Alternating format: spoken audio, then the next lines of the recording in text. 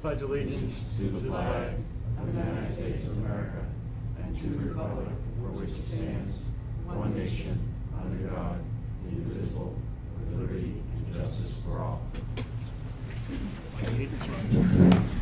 We're live. All right, we have the honor of having the Deputy Secretary of State, Mr. Scanlon, sir.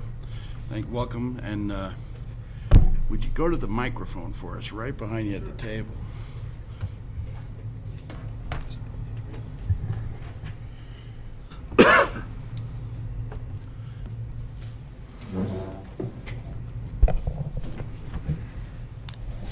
Well, thank you for the invitation to come. There has been some discussion about the supervisors of the checklist and a letter that they sent out, and I offered to come to Deerfield to speak to all of the parties involved so that when I say something, everybody's hearing the same thing.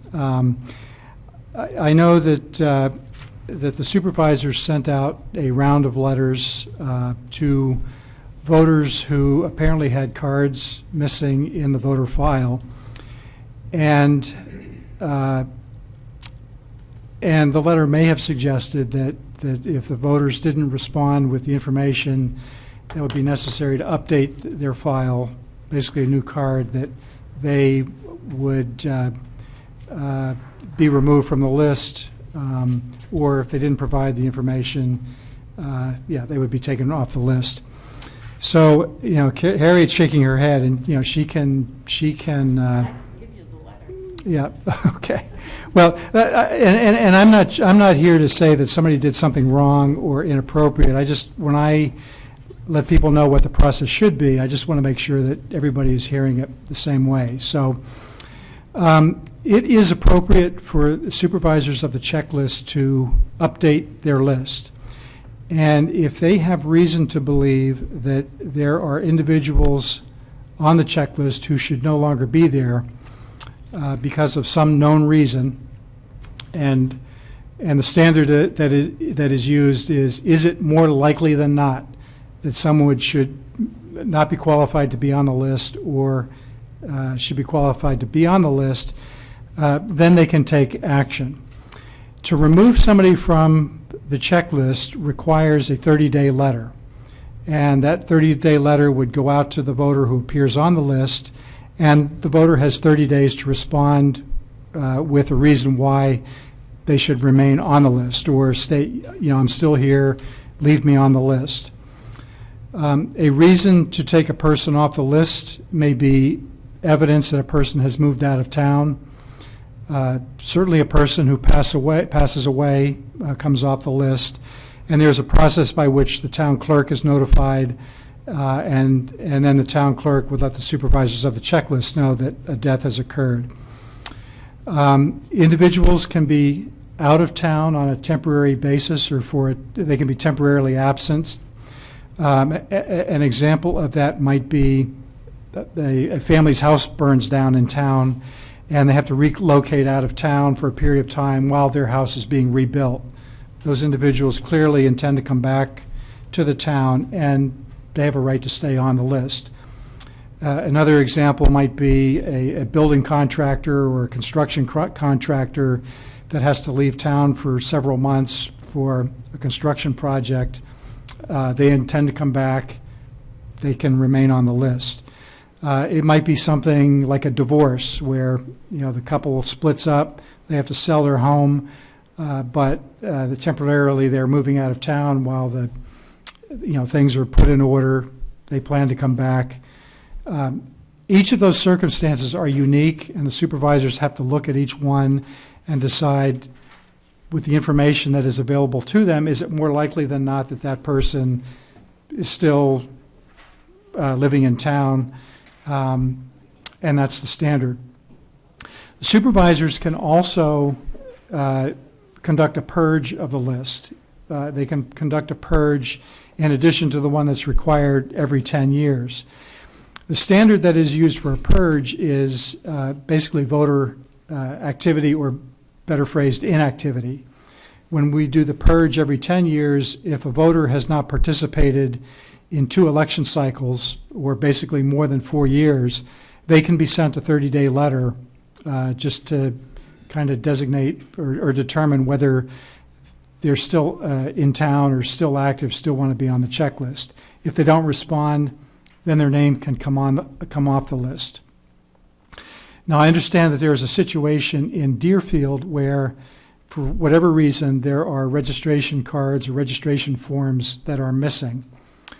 That is not a reason to take somebody off the list because those people have already proven that they should be on the list, unless they meet one of those other situations that I described earlier. It is certainly reasonable and appropriate for the supervisors of the checklist to request that those voters whose cards are missing to voluntarily provide the missing information. And we would hope that the voters in the town would come forward and help the supervisors populate the missing information. Most appropriately, a signature that can be used to compare with, let's say, absentee ballot applications or affidavits that are submitted to the town, because that's the check and the balance that is used in those situations. And I understand from Harriet that many hundreds of voters, I guess, have submitted voluntarily that information. So moving forward, to the extent that those voters that do not have registration cards have not voluntarily submitted them, their names should not come off the list unless there is some reason to indicate that they're no longer qualified. And in that situation, those voters should be sent a 30-day letter. And if they do not respond to the 30-day letter, or if the 30-day letter comes back as undeliverable as addressed, or there is some other information that the supervisors have specific to that voter, then they can take the appropriate action. So having said all of that, I'd be happy to answer any questions that the Board of Selectmen might have, or the supervisors, or the moderator. I'm here to answer your questions. Anybody? I'm all set right now. Mr. Moderator? Yeah, I got it. Thank you. Why don't you sit down? Like, as I said last time, it's really great that the supervisor pursuing cleaning up the list. It's very helpful to have it be accurate and have the right people on it. So I applaud that. I'm really glad it's going on. We've needed that. We've known we had the problems with the list quality. But I do think this issue of the voter's right to remain on the list and be a qualified voter, whether or not, I don't have my glasses, I'm going to struggle with this a little bit, but whether or not they comply with this request, and I hope people will comply, it's a good thing to do, is just quoting from an email here. I think mine are in my jacket right there. Oh, those work perfectly. I'll keep them. All right. So it says, just saying, I simply showed Joe Manzi the petition's disallowed signatures so he would make sure to ask people signing if they were registered voters. Registration means we have signatures on file. And I don't think that's correct. If they're on the checklist, they're registered. And they're qualified to sign a petition. And we want to compare signatures if we have them. That's a great thing to do. But if we don't, we can't say, we can't take your petition signature as valid because we can't compare your signature. If you're on the list and you can identify the person, I Jack? think you're supposed to. Are you getting to a question? I'm asking, do I have that right? This is the question.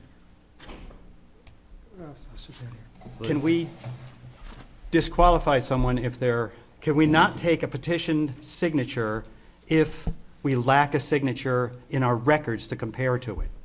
Does that make the voter not, in fact, registered? So the important thing there is that the person whose name appears on the checklist has already proven their qualifications at some point in the past. So now we come to the issue of voter cards containing signatures being missing. And that could be problematic because when petitions are provided or affidavits are submitted There is a requirement that the supervisors or the clerk review those signatures to make sure that they're valid. Now, if it is known by those election officials that, yes, that is in fact the person that signed the petition, then that petition signature should not be disqualified on the basis of a technical issue. Simply, you know the voter signed it, but their signature's not on file, so you can't verify it that way. But if the voter is not known to the supervisor or the clerk, and there is not a signature to compare a signature that's on a petition or an affidavit or something like that, I mean, that could be problematic. And I think that's probably about as far as I can go on that. So in that case, they were correct to not accept those signatures if they didn't know the voter? If- Which I don't know how they would do it. Again, it is, if there's some way to verify other than the signature, Well, based on firsthand information, then I think Okay. you would accept. But because you don't want to discard something on a technicality. But if there is a legitimate need to be able to compare the signature to make sure that, the person was appropriately signing that petition, I think that not having a signature on file causes a problem. Okay, well, that's one that I had misunderstood before. I have But, one more, Jack, can I which, just ask you a question? Maybe this will help people in the future. One of the things that if a petitioner would put signature, printed name, and a phone number, we will call the phone number and ask, did you sign the petition? Because lots of times we can't read the name and there's no Right. printed name. We don't know how to compare it to a card, in other words. well, thank you, that's really helpful. And it looks like, well, all right, that one's clear. The one other question I have is this statement: if a voter's signature is missing from the supervisor's file and the voter is challenged at the polls, their vote will be withheld from being counted until satisfactory evidence is produced, which would seem to cause the voter more problems. So I don't know if there's a reason that we would handle a voter at the polls differently if the supervisors didn't have a signature on file. I mean, my first move would be, why don't you just give them a signature? But is there any way we treat a voter differently because there's not a signature on file? That's the question. At the election. Yeah, well, any voter can be challenged by any other voter in the town. And it's up to, if that's the reason that's used, I mean, that's the right of the voter making the challenge. It's up to the moderator to determine whether that's a valid challenge or not. If the person already appears on the checklist and they've already proven themselves, if the only way that might be problematic is if a voter I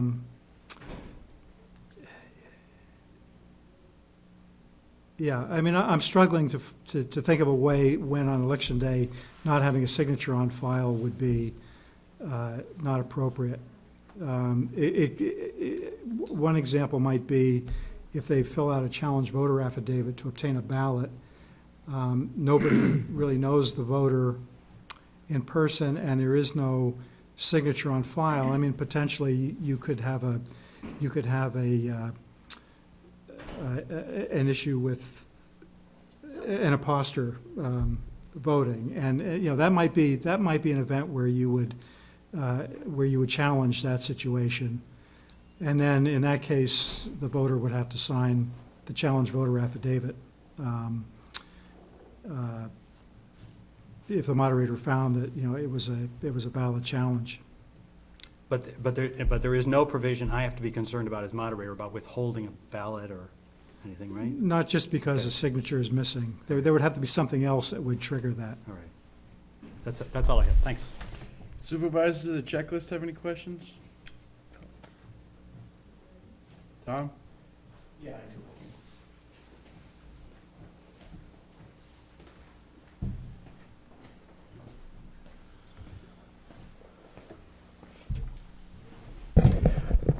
Actually, this is kind of a quick explanation of what happened and why I think things got twisted here this week. Somehow it got around that we were disqualifying voters because they didn't have a Tom, card. question? I've already talked about this with David, and he's Okay. told me it's okay. I thought you might be Okay. interested to know what was going on. We don't disqualify voters. We validate voters. When a petition comes into us, we have to validate that 25 voters who are voters in this town have signed that petition. We don't care if there's 25 on there, 50 on there, 75 on there. We have to validate 25. And we did that on all petitions. Now, there are a number of reasons that we might not be able to validate a voter. That name might not be on our voter list. We saw that last week. Their name, we perhaps can't read their name on the petition. We saw that. We don't have a voter card. We saw several of them. Or their signatures don't match what's on the voter card. We saw a number of them. There were clearly a number of attempts on some of the petitions last week to sign people's names, other people's names. I noticed it on a particular set of petitions. It seemed to be spouses. I don't know if somebody was encouraging people to do this. I've never seen it, the number of them that I saw on this particular petition. But there were several instances where spouses signed, and everything was written, the name and addresses were written out in the same hand for both. And then one of the signatures would be spot on and the other one would be not even close. So we ignored those. Now, in all cases last week, there was really no practical effect to us not having cards on file because we had 25 good signatures. If there was ever a case where we had, say, 30 signatures on there, and we validated 20, but there were another 10 we didn't have cards for, that would be an issue, and I think we all agreed we would go to the state if that if that came about. But it just didn't happen. This seems to me to be much ado about nothing. There are a number of reasons we can't validate signatures, and we don't. If we can't validate a signature, we can't validate a signature. Now, David, I just want to double check with you so everybody else can hear it. Were you okay with that track, with what we did? Or? Yeah, I think that process was appropriate. Okay, Okay, I'm good. all right. Thank you. Anyone else have questions? Yes. I think to clarify, the supervisors are trained under Help America Vote Act, but the people there are employees of the Secretary of State, just the same as David is. And whatever information they give us is in that law book, this law book and the other training book that we get. They are not trainers. They know the law inside out, and whenever I have a question, such as we received a registration from TurboVote, I thought we could register them, but there was no place on it that showed the place of birth, which is now required. So I called HAVA, Help America Vote, and Sheila answered that no, the TurboVote form that college students are filling out is not acceptable in New Hampshire. So I've talked with Kevin and asked him if this college student sends in for an absentee ballot, will he please send him a voter registration at the same time so that he will be allowed to vote, but he will get his registration first and then he can get his absentee ballot. All right. Go ahead.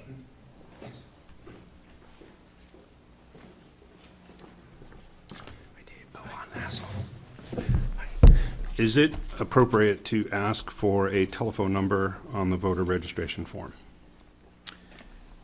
The telephone number is not required on the form.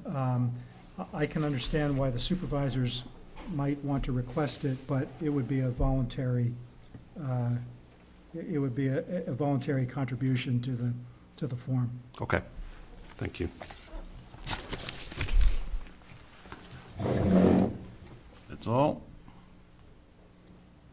Mr. Scanlon, I appreciate your time spent here tonight to help us understand a little bit of what's going on. It's my pleasure, and we're available if you have more questions. Thanks for coming. Thank you very much for coming to Deerfield. Thank you. David, see you tomorrow. Okay. Don't forget your coat. Well, thanks. I would have realized it. I do it all the time. Dick, your glasses. Yeah, Jack. Sit this under the.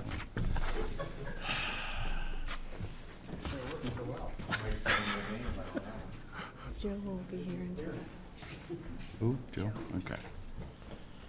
How about the Parks and Rec is not here right now. Town clerk's not here. We have general assistance.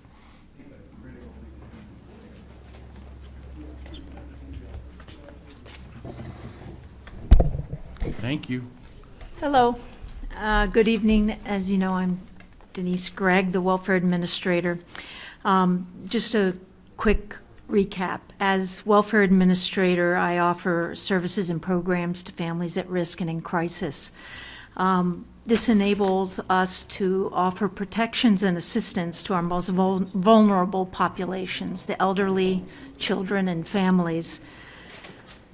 Helping families recover or cope with sudden chronic illnesses or crises such as domestic violence or mental illness enables us to keep them employed in their homes, and it also helps reduce the demands on our local town assets such as fire, rescue, and other savings also assist us at many levels, including my level.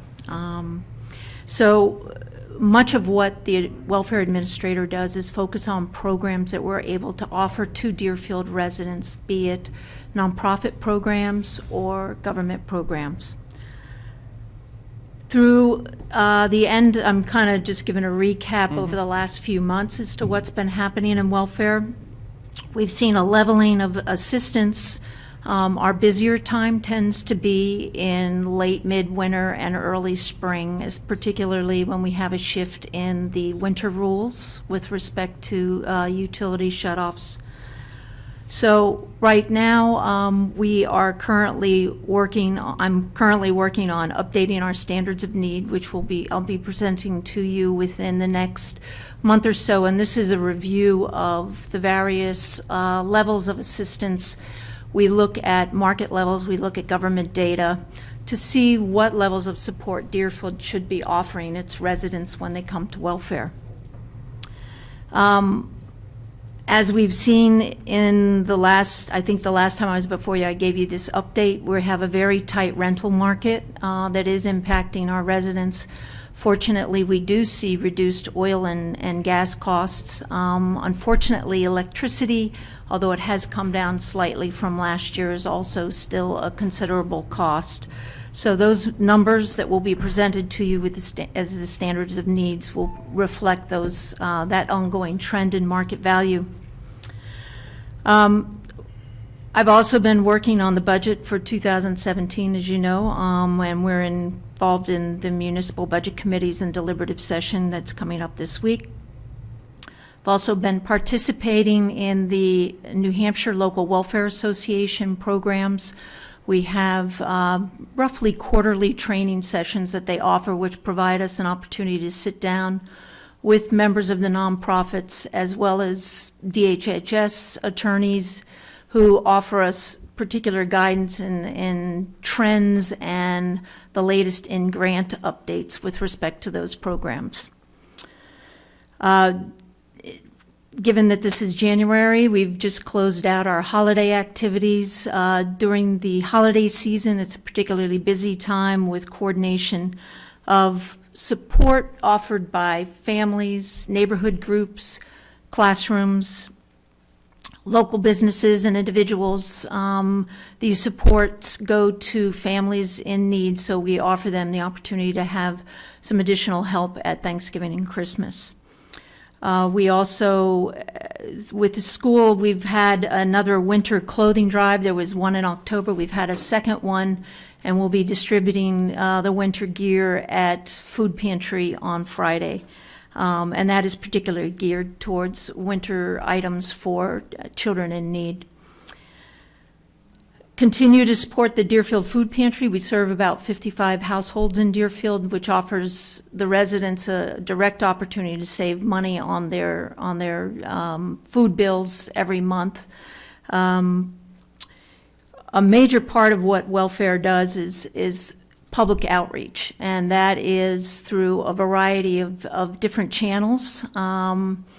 Recently, I know that you folks are on the cable channel, but I've basically gone up with an additional means by which residents can get specific names and numbers of programs, and that is running on the cable channel. It offers very specific information about the resources available through for veterans assistance, through transportation, utility assistance, et cetera.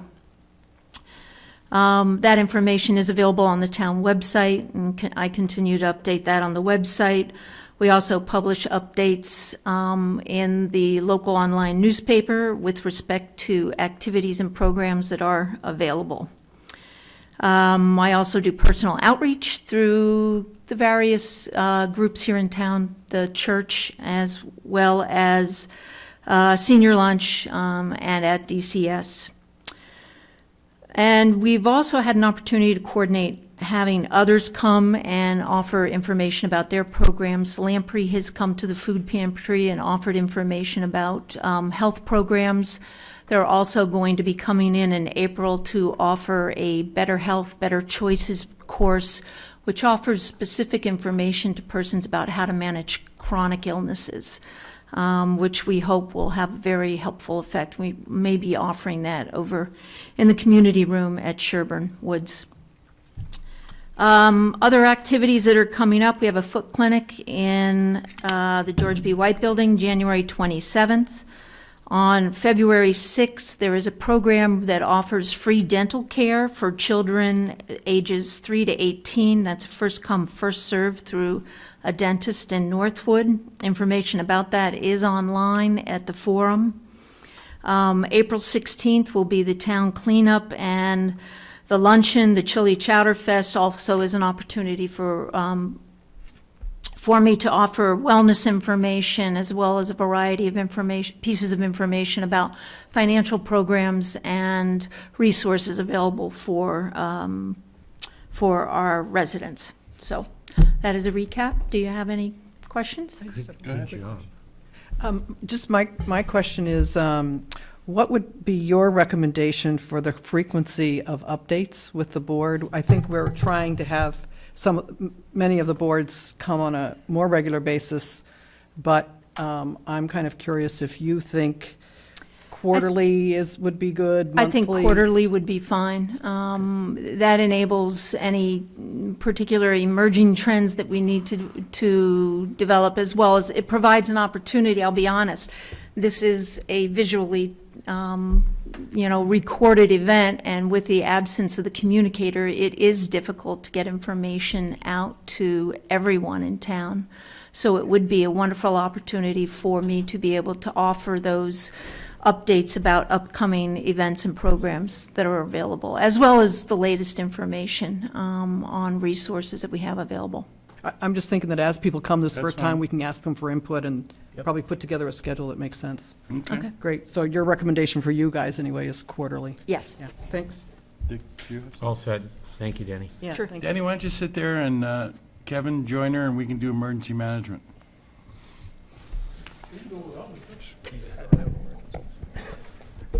Didn't even spell it. Any questions regarding the emergency management? Anything going on? We have a couple of things while we're in the middle of the budget process. We had tackled the emergency operations plan and the hazard mitigation plan in recent years. So this year, we are next going to be starting work on the school emergency plan. We've been in touch with Paul Yurjo, the principal over there, and we'll be setting forth a schedule. We'll probably have full committee and a subcommittee working on that. And the nice opportunity for us is that Homeland Security and Emergency Management at the state level does offer us, they have both kind of paper documents that assist in that process, but they also have resources, a school resource officer who can come and do an audit with you and work with you on that emergency plan. So that will be an update of that. So hopefully that will be underway in February, and that will take a couple of months, but there's, I know they've done work on that already, but this is something that we've been wanting to do now that we have the other two out of the way. The only other, Kevin may just give an update on the budget, but we just continue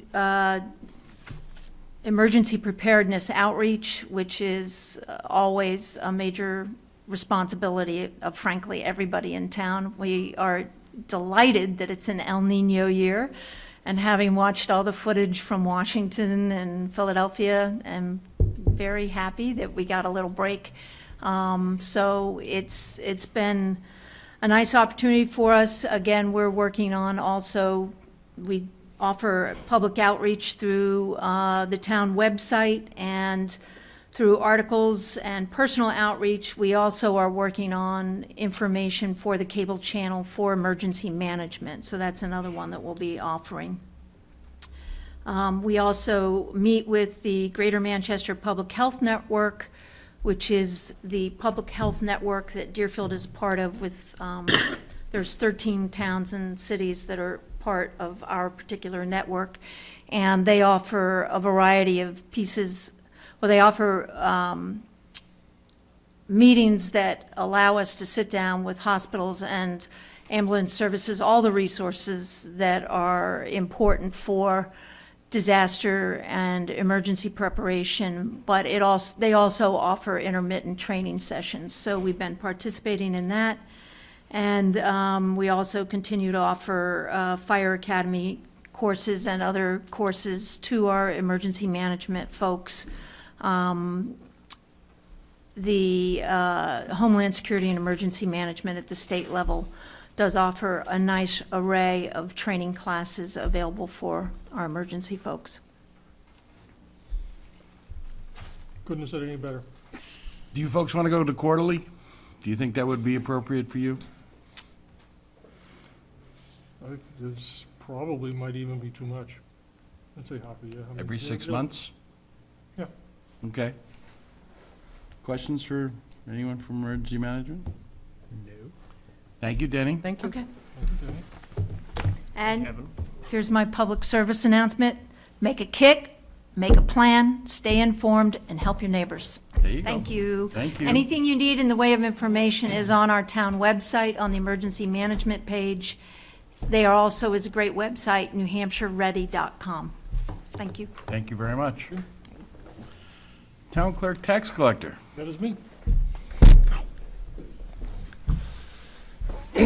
As far as town clerk, we have people continuing to come in and buy new cars, register the cars. It's very nice of them. We started doing 2016 dogs already this year, so we're slowly getting there. It's a slow process at the beginning until people start hearing about it. We put notices out on the on Channel 24 and on some of the E-reg notices when we go out for renewals, the car renewals. They can come and register the dogs. And so it's basically it's moving along slowly. Everything is fine, no complaints in the office. As the tax collector side, as of today, the 2015 taxes were 96% collected, which is good. So we anticipate, unfortunately, going to probably lien on those properties probably sometime middle of July. which is basically what I've been been sticking with it, over the years. And the people, there are still, there are some people who are plugging away at their older taxes, when they can. What I tell people is, pay what you can when you can. And there's a lot of them been following through with it. Good. So it's been good. You want to go quarterly? Sure. Questions for the town clerk, tax collector? Thank you. Thank you, Kevin. Thank you. Wait a minute. Quick I'm- question, Kevin? Sure. I've always found it easier to pay the dog license on my birthday when I register the vehicles. Is Okay. there any thought about going to that type of scenario when you register your vehicles, you register your dogs? I always pay the penalty, it's only a month. Unfortunately, no, because of state law. The state law says that license have to be done prior to April 30th. Could you just repeat, because I bet the mic didn't pick up his question. What His question you're answering? His question was, if I understood correctly, is there any particular way that they could, we could set up a system that the people could renew the registration of the dogs at the birth month when they come to register their cars? And my answer is no, because the state law that April 30th is a deadline for the dog licenses. Case closed. Thank you. Thank you. Bill Sick. All right. Thank you. Parks and Rec. How you doing, Joe?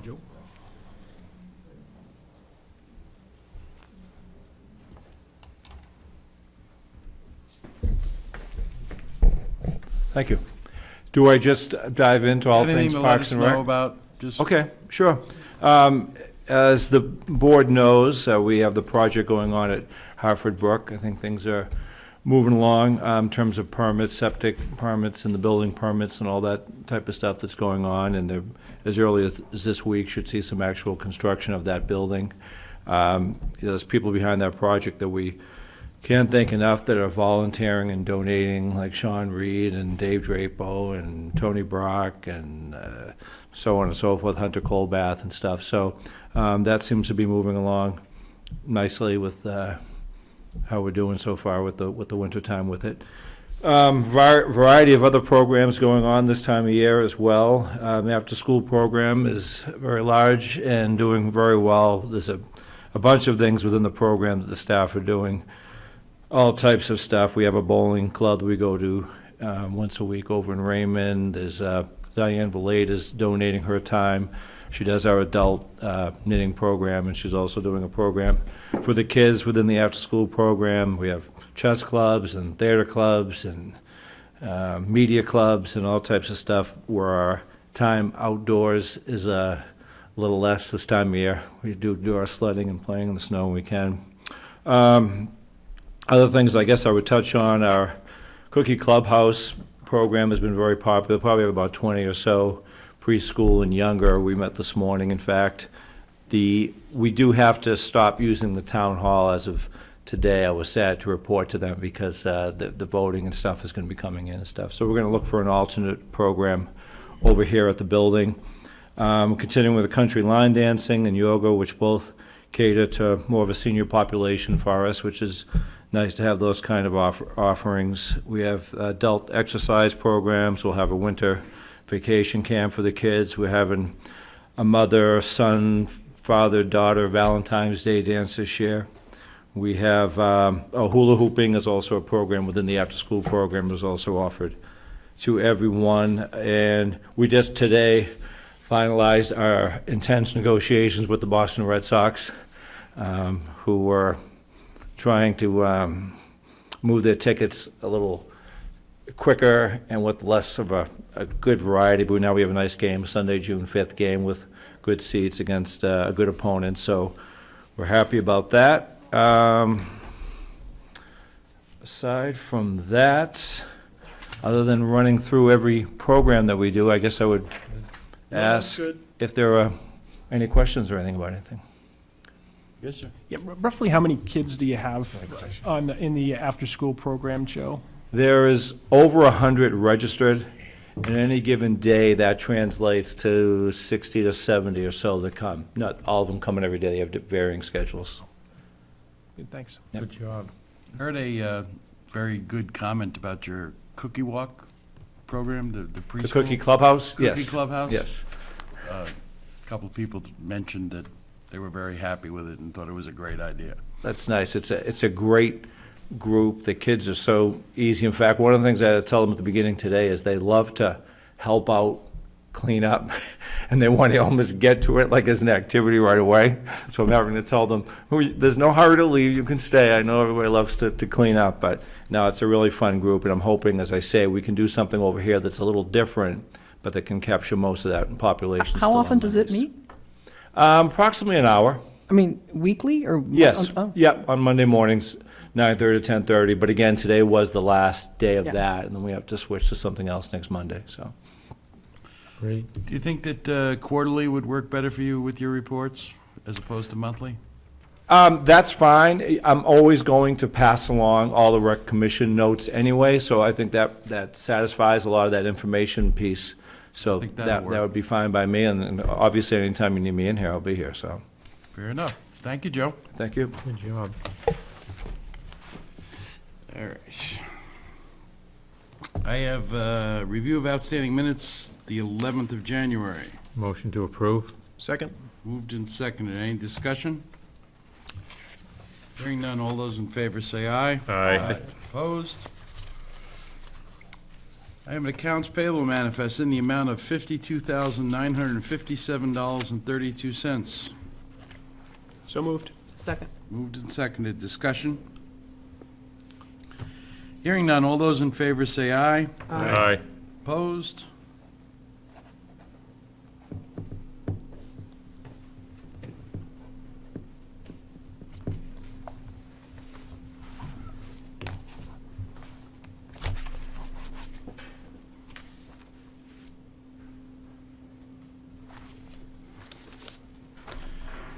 I have a tax collector's property tax supplement warrant for the state of New Hampshire in the amount of $518 to update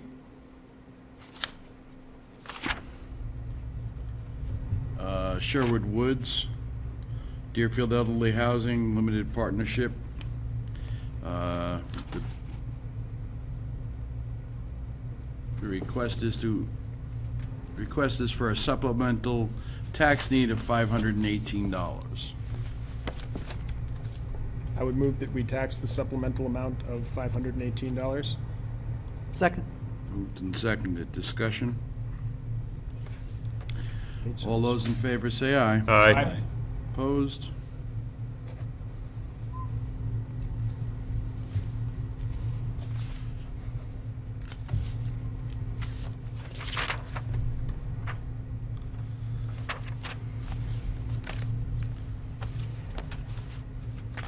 I have a permanent application for property tax credit exemptions, specifically a veteran's tax credit for Mark and Melissa Doperalski. That's on Middle Road. Motion to approve? Second? Moved and seconded. Any discussion? Move to be in order. Hearing none, all those in favor say aye. Aye. Opposed? Credit is granted.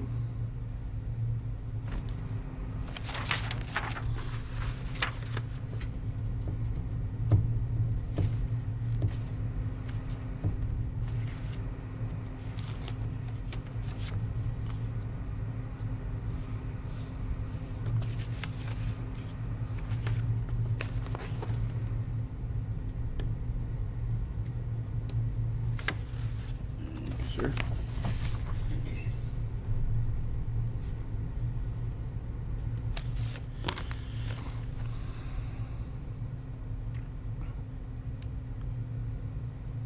Notice of timber computer adjustment. It's been recommended that we abate the amount of $1,271.23 for the 2015 timber tax on map 405, lot 072, operation number 15-115-30-T, located at 228 North Road. And board feet were entered incorrectly on the timber tax bill. I would make a motion that we adjust accordingly. Second. Moved and seconded. Any discussion? Hearing none, all those in favor say aye. Aye. Aye. Opposed?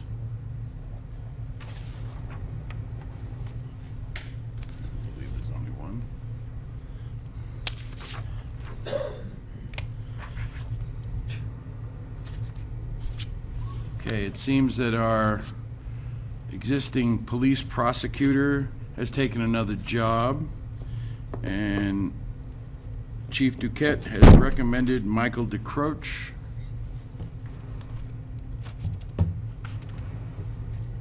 And the fee is the same, $15,000, Chief? Motion to approve Chief Duquette's recommendation And have the, Second? and have the chairman sign it. with the chairman's signature.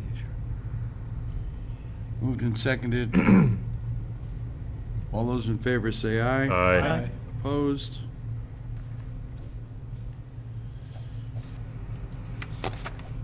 We'd actually had them before, hadn't we? What? We used them before. Yeah. Yeah. Thank you, Chief. We have a letter to Errol F. and Martha S. Rhodes, trustees of the Fieldstone Trust, referencing a barn preservation easement. Dear Mr. and Mrs. Rhodes, please accept this letter as your confirmation that the addition of solar panels to the roof of the barn at 70 Church Street, Deerfield, New Hampshire, does not and shall not in any manner limit, contravene, or jeopardize any of the terms of the preservation easement we entered into with you on July 13, 2011 regarding your property at 70 Church Street, Deerfield, New Hampshire. Any objection to signing that letter? Wonderful. No, do. We've had some folks that have gone ahead without the Yeah. blessings. Again, a letter from the Board of Selectmen to the Judiciary Committee. As Board of Selectmen for the town of Deerfield, we're asking for your support of House Bill 1611, the right to know charges. House Bill 1611 strikes a reasonable balance between citizens' rights and burdens on local governments. In our municipality of less than 5,000 residents, we average 1 to 4 right to know requests per week. However, we easily soar above this mark on a regular basis. In December, we received 1 email with 23 separate requests. With each right-to-know request, the town administrator and appropriate department head must evaluate the request, collect and examine the available data, assess the need for legal review, initiate the legal review, copy and distribute the material. The labor costs add up. Recovery of some labor costs under House Bill 1611 would prove beneficial to our community. The protections built into HB 1611 preserve our residents' rights. Please support House Bill 1611, and our signature could go under it if everyone is okay. I'm agreeable. Okay.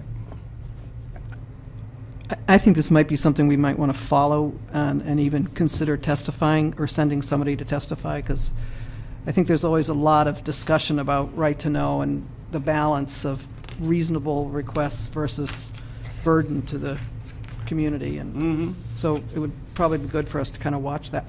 The Municipal Association usually tells us when stuff is happening.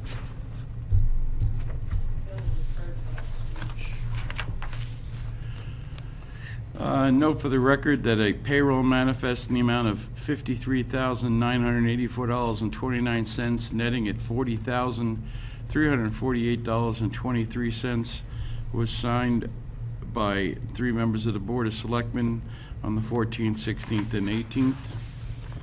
And again, the same 3 members of the Board of Selectmen approved a accounts payable manifest in the amount of $25,242.50.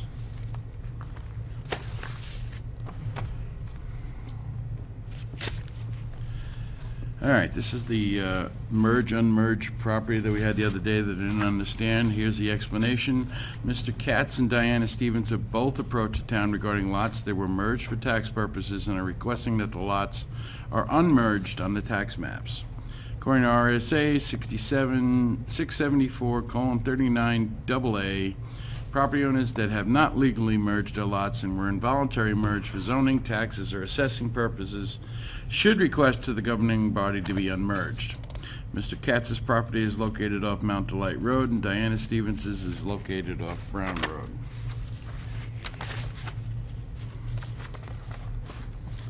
So the request is to unmerge the lots.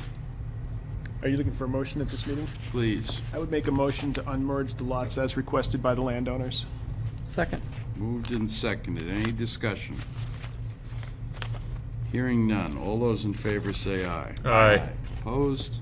There's nothing to sign. There's nothing to sign. That's a good thing.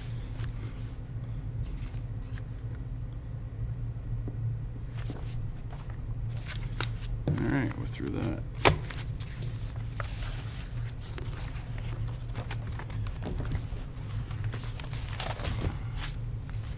Okay, we have a draft of the petition to intervene approved by the planning board. If the petition to intervene meets our approval, we can add my signature to this petition and allow them to file it. Has everybody read it? This morning. Okay. Are we okay, or do we want to do a separate one? I think doing it with the planning board probably would be, I'm in agreement with doing it with the planning board. I don't know how the rest of the board feels, but I think that makes sense. I think that's okay. Sounds Yeah. fine with me. Look Um, good. Go I ahead. mean, I'm just understanding that that means we both would have intervenor Yes. status. Yes. Yeah, if granted. right. Which, Assume they approve. can I get a motion for the, I would make a motion that the chairman of the Board of Selectmen sign with the planning board on our request to be considered as an intervenor in the Northern Pass SEC siting process. very well done. Very good. Can I get a second? Second. All those in favor say aye. Aye. Opposed? Thank you. Mr. Sansucci has sent us a portion of our bill for the cases that he is representing us on for 2015, $379.53. I would say we should go ahead and pay it. I'd be in agreement that we Yeah. should pay that. Okay? Thank you. Just- Eversource has responded to our question about all the excess power outages we're seeing in Deerfield. And they give us a list of about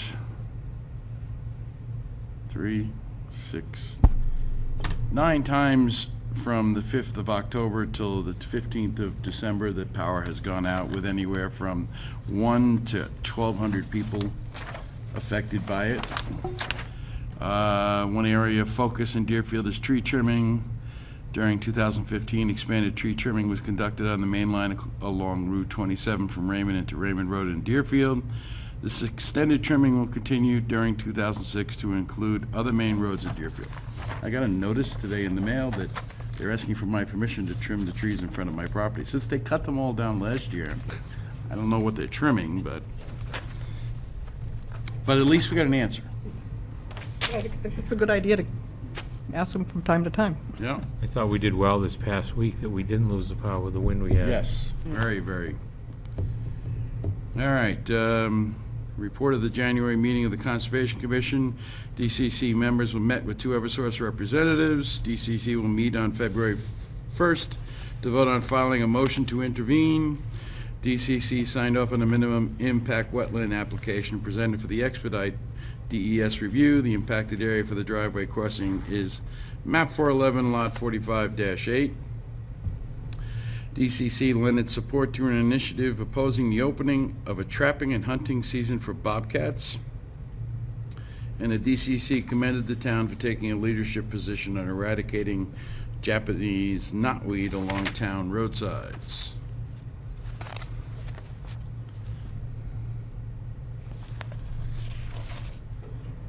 We have a letter here from the town of Franconia regarding municipal coalition for the intervention of the Site Evaluation Committee for Northern Pass. Is there a representative here? It says they'll be here. Basically, they want to get together and have all the towns get together in intervening with Northern Pass, and there's an intervention platform named here. I have a notation that they're going to be here for citizens' comments, but Just along those lines, Yes. Steve, I put the copies of my comments in there, but Yes. I did go to the Londonderry Northern Pass meeting and read the warrant articles with a little introduction for myself and a little close for myself. at the Northern Pass hearing in Rockingham County. Appreciate you going. It went longer than I thought it was going to. You didn't think it was going to go long? The cookies are good. Okay.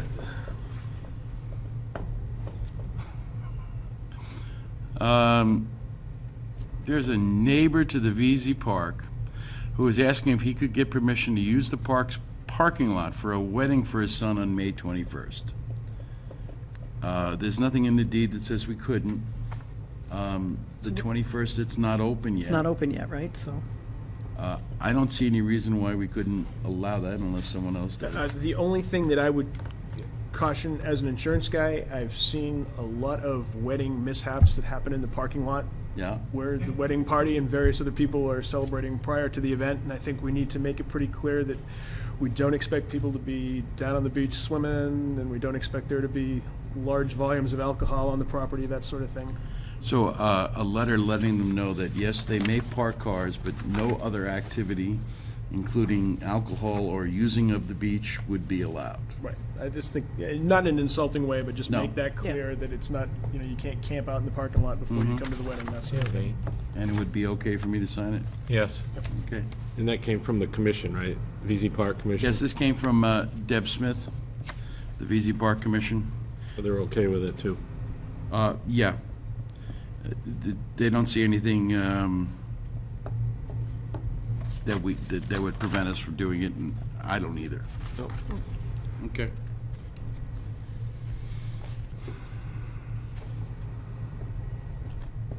We need to take action on this. This is just noting. Thank you. I have here the proposed 2016 budget for the county.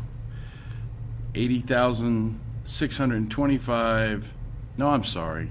What am I? Keep going, add a zero. $80,625,256 reflects an increase from last year of $480,967, or a 0.6% increase on the county budget. And it's signed by the chair, vice chair, and the clerk of the Rockingham County Commissioners. We have no say at all. No, I would say that we do have some say. We could go to the meetings and say, we're not happy with that, and we'll definitely not be happy in December sending them $500,000. But it's out there. Town Administrator's Report. Okay, the Board of Selectmen's report is due by Friday for the town report. I'd like to know who is interested in writing it. Andrew, would you be kind enough to step up again? I would, unless somebody else on the board is feeling left out. Not after your speech tonight. And I'll put something together then and send it to everyone for your editorial. Then, thank you. I appreciate that. We need to come up with an idea for the dedication for the town report. And anyone who has one can just submit it to Jan, and she'll pass it around and see what, but a glaring,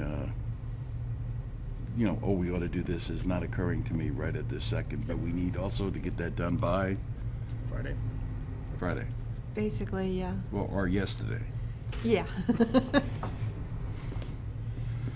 The other one is, once the deliberative session is done, we are going to need explanations on the warrant articles for the voter's guide.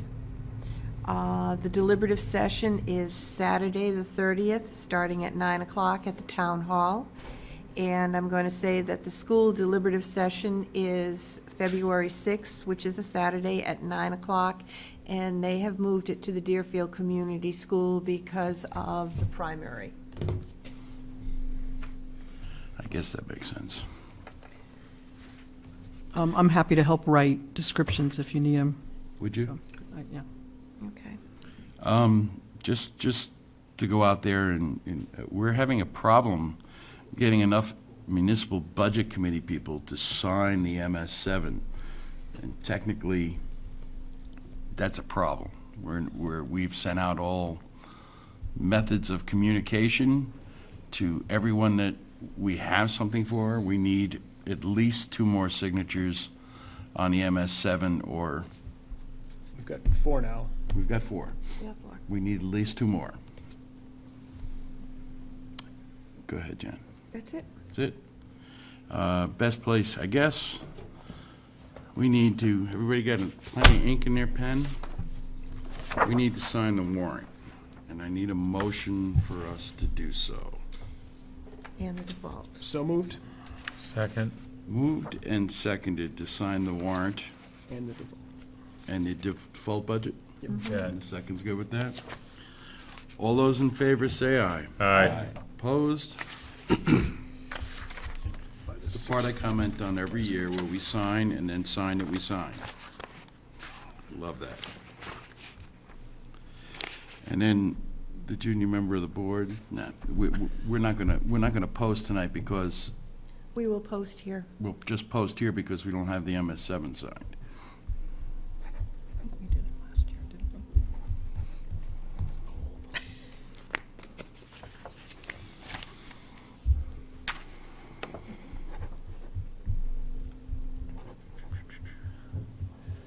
I like to hum that song, Long Black Veil, when I'm putting him up at the town hall. And like there.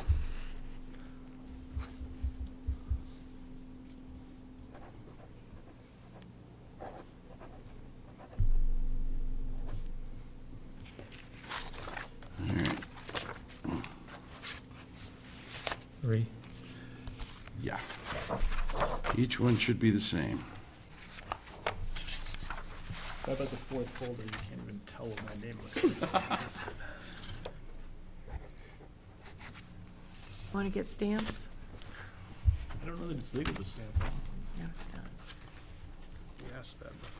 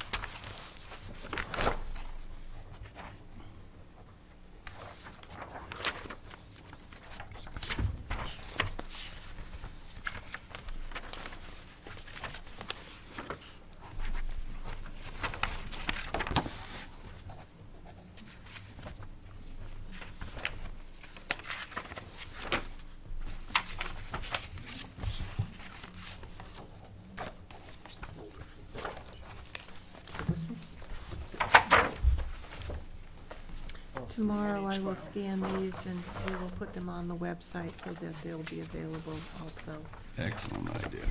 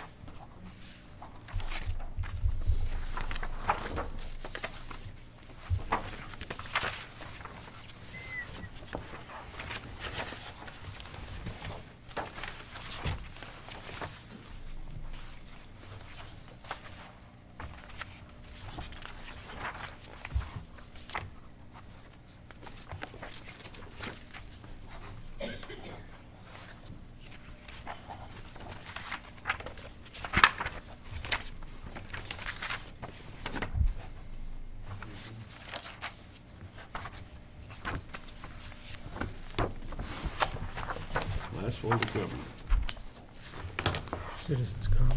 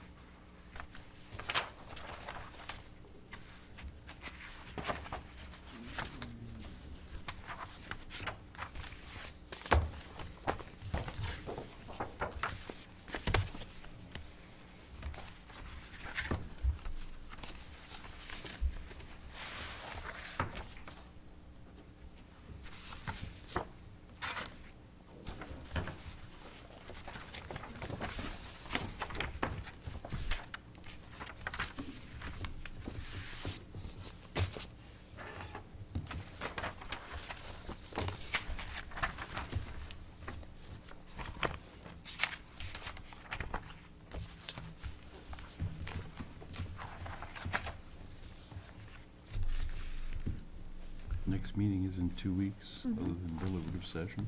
Yep.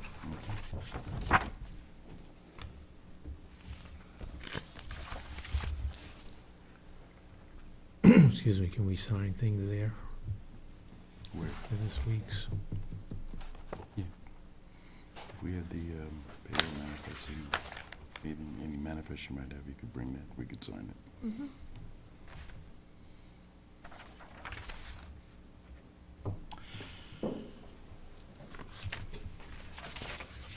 Any unfinished business?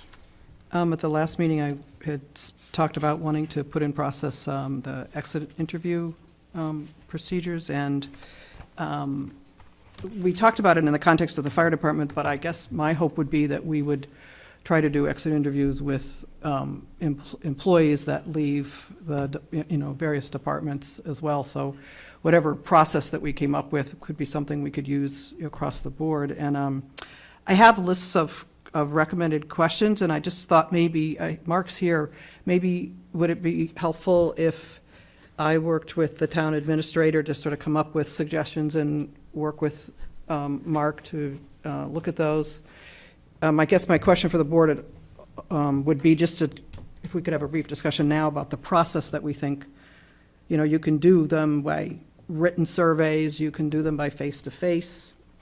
And I think we're talking about not just, the fire department, but anybody who leaves. It's just really good practice to try to get feedback from folks. It's a wonderful opportunity to get feedback from former employees. So does anybody have any strong feelings about how we would do that? I have some strong feeling with regard to how we move forward, and I think that there should be a definite distinction between town employees and fire department and rescue people.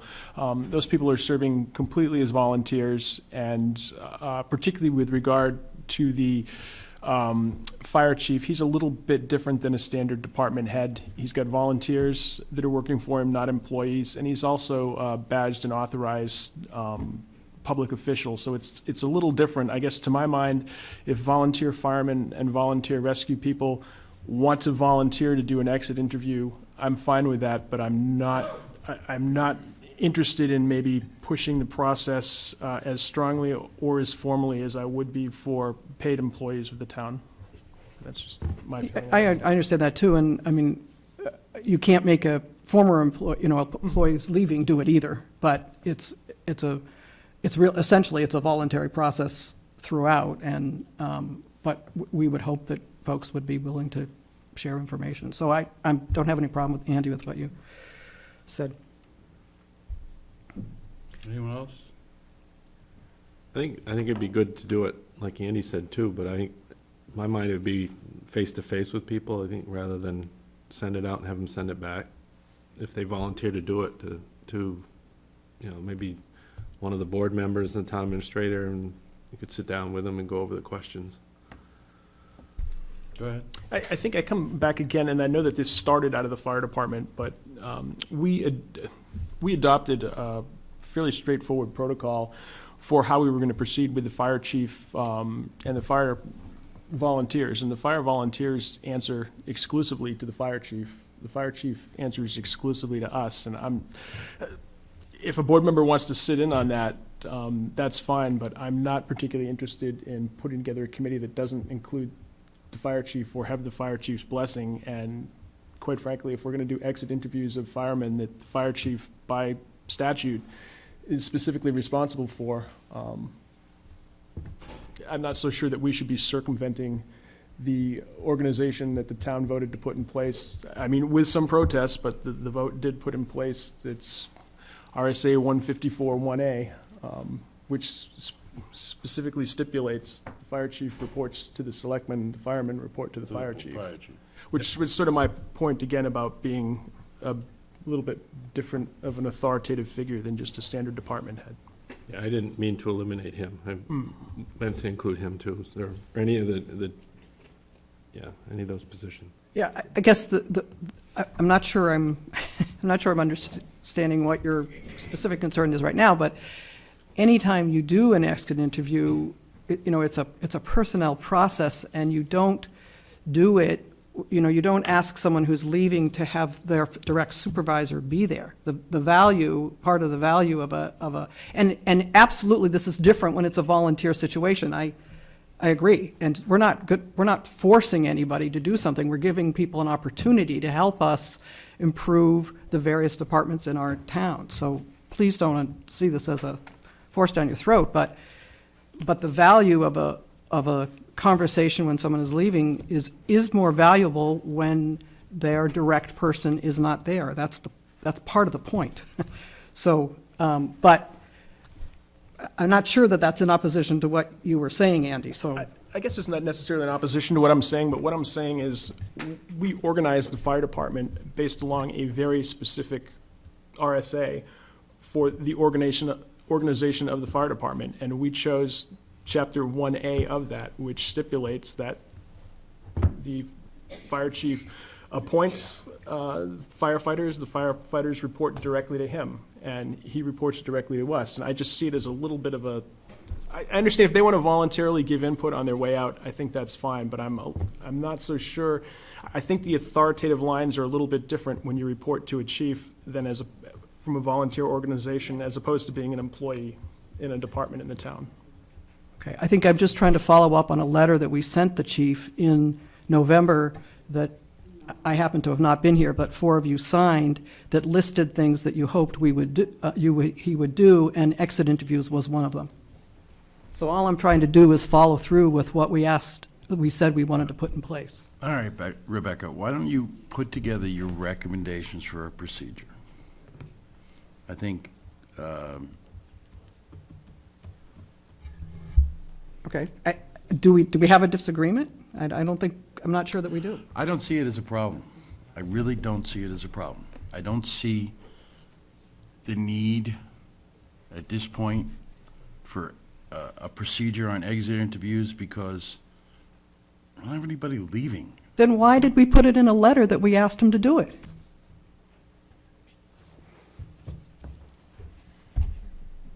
Future? Something, the reason for that, I guess, would probably be towards the future, the future needs of the town and a situation in the fire department where eventually we're going to need to hire people. And I really want to be clear, I'm just talking about a procedure that, it happened that we were talking about it in relation to the fire department, but it's a really good procedure to put in place for employment. So I don't want us to think that we're only talking about one department. I hope we'll do it when people leave the police department or any place. It's a good thing to do when people leave. Why would we not want to do that? And I agree with Andy that it's a little different because of volunteer, but we are not requiring anybody to do anything. We're asking for input, and you signed a letter with that there. Then All again- I'm trying to then do is have us follow through with what we said we wanted. Then again, I would say, work up your recommendations and how you think we should further proceed and present it to the board. Okay, I would be happy to do that. I can do it right now. I would agree with Jeff that that it'd be better for them to be face-to-face, that if you had town administrator and one board of selectmen, and you use a list of questions, I think it's good to have this, to have a baseline of the same questions, and then depending on where a conversation goes, you would have other questions. But if you want me to put that in writing, I'm happy to. We'll have it in writing now. Yeah, I mean, that's it. There's nothing more, Okay. there's nothing fancier to All it right. than that.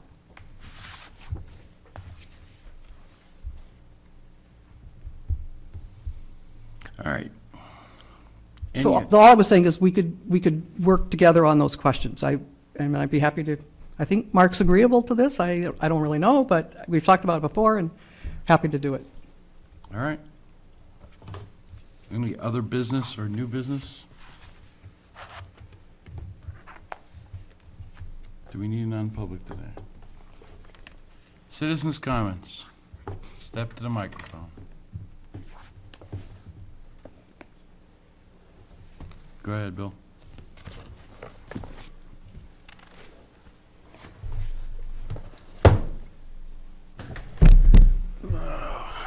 Hi, guys. Bill Von Hassel, Middle Road, Deerfield.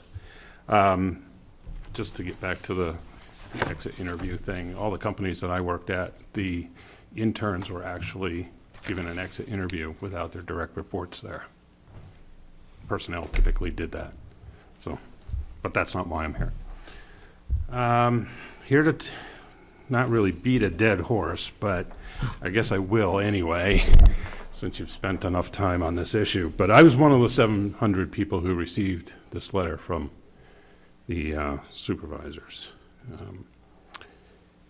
And I guess I'm somewhat confused about some of the things that were said early on. Primarily, in one of the prior select board meetings, there was a comment about there was no list of the 700 people that were sent this letter. So I guess my question would be, how did the supervisors expect to write off or check off the people that sent back their sheets? There didn't seem to be a check and balance there. So it seems as though it's a pretty poorly thought out process. It was poorly executed.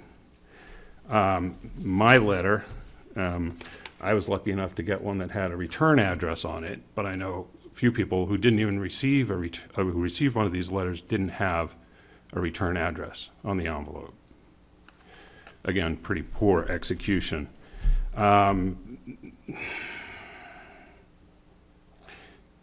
I look at this and I look at the 700 people who received it and the cost of metering the mail, we're looking at like $350 for a process that was flawed. Again, not really saving any taxpayer money. And yet the taxpayer, the supervisors in both in my letter, it's implied that I would have to be removed from the checklist. And then in the article that was printed in the forum, which has been taken down, it clearly states we would have to remove their name from the checklist. Yet that's not the information we're hearing from the supervisors, that they never said that. On January 4th, I sent a letter to the supervisors in asking them basically what happened to my card. Where did it go? I filled it out in 2001 when I moved here. But what happened to it? Where did it go? And basically, when did this take place? I mean, in this age of identity theft, these people actually want more information, driver's license, date of birth, social security number, yet they haven't been able to safeguard the information that they presently have. And this has been going on for the last 2 years. and now it's just coming forward. So I'm reluctant to give them any more information until I have some sort of assurance, and yet they have failed to respond to my January 4th letter. I guess they don't feel they need to, even though they do, they are accountable to every voter in Deerfield. My card states that they want a telephone number, which Dave Scanlon previously said is not required. So that's a clear overreach on the part of the supervisors yet again. And I applaud Dave for coming here so that we can be given the correct information without the misleading information and basically the false information that's been put out there by the supervisors. One of the supervisors had the guts to sit here 2 weeks ago and admit there was a mistake. I applaud that person because many times it's not our successes that define us, it's our failures and our ability to admit our failures and our faults, and we move on. So far, 2 of the supervisors haven't seemed to be able to admit that this was a complete mess. And I find that very sad. All of this obviously takes place at a very bad time with the proximity of the elections, both the primaries and the town coming up. So I would ask that after all that hullabaloo is over, that the select board consider a vote of no confidence of the supervisors and ask for their resignations. The bullying, the lies, the threatening has to stop. It cannot continue. Thank you. Thank you, sir. Thank you. Further comment? Ms. Katie?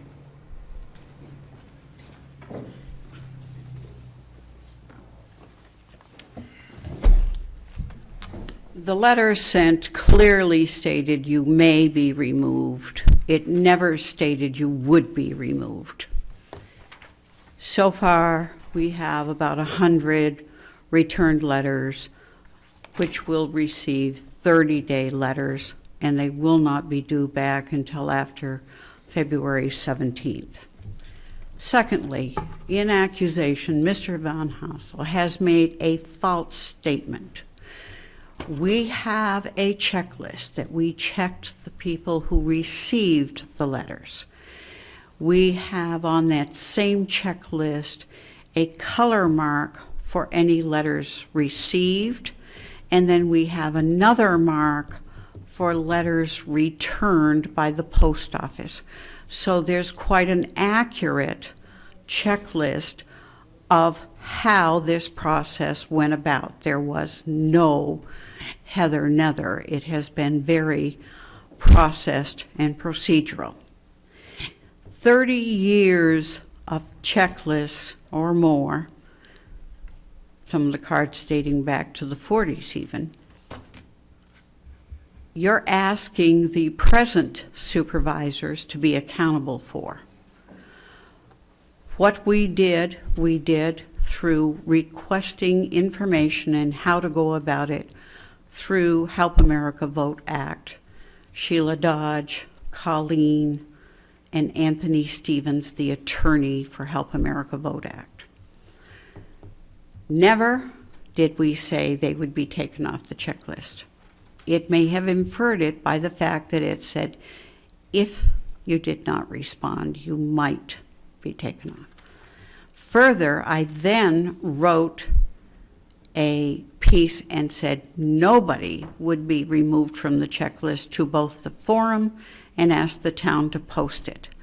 I find Mr. Von Hasselin's accusations and remarks very offensive, considering the amount of work that it went into getting the records up to date. We did not have the keys to those file cabinets until a year ago, March. Up until that point, those keys were handled by former supervisors or the 2 that were appointed by the selectmen last year. Now, under citizens' comments, I would like to state that I just read that the county had a public hearing on their budget January 19th. I would like to ask this Board of Selectmen to write a letter to the New Hampshire Municipal Association, asking them to sponsor something to make sure citizens get a public notice rather than it being posted in the elevator at the State House and in the county complex building, so that if a citizen wants to go and comment on the county budget, they can. Please don't. Okay, I won't. Folks, we're having the citizens' comment portion. Meredith, go right up ahead.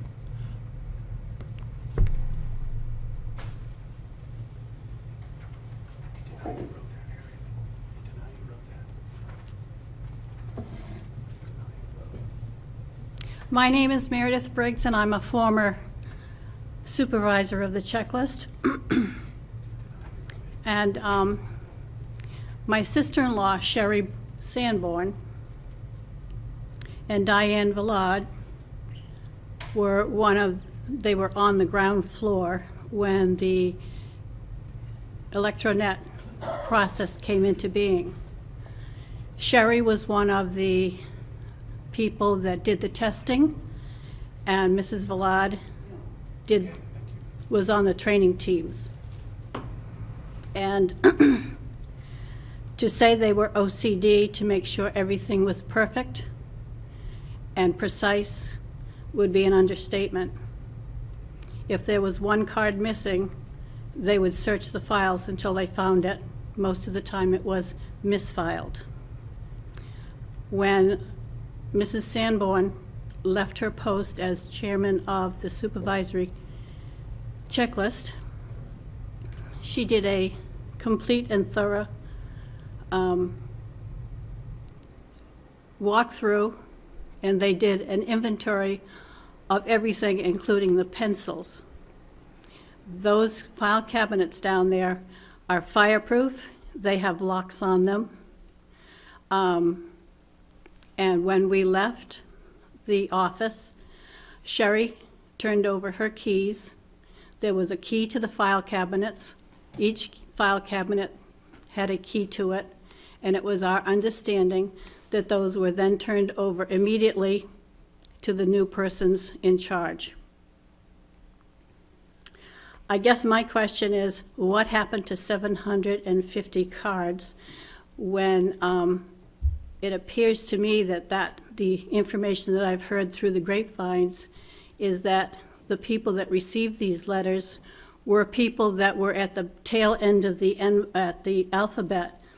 The cards that we had transferred from the card files to the file cabinets had been stapled onto a piece of 8.5 by 11, and the name of the person and their voter number was at the top.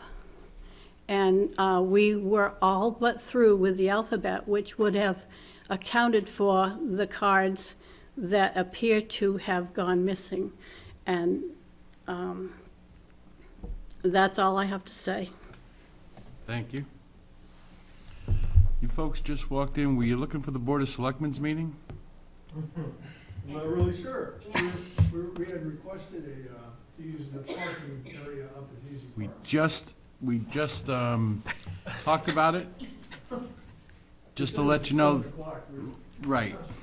The board is in agreement, but we just want to make it clear that it's for parking only. No use of the beach, no alcohol, because that kind of puts us in a liability problem. But you will be receiving a letter from us stating just that. Okay. All right? Thank you. Thank you. Well, I guess we'll leave now. Come again, we're here every Monday night. Every other. Every other Monday night. Just seems like every Monday night. No further citizens' comments? Before I adjourn, I'd like to thank Meredith and Sherry for coming in and Yes. Meredith's speech on that, and motion to adjourn. Second? All those in favor say aye. Aye. I'm sorry. Yeah, I'm sorry I didn't see you.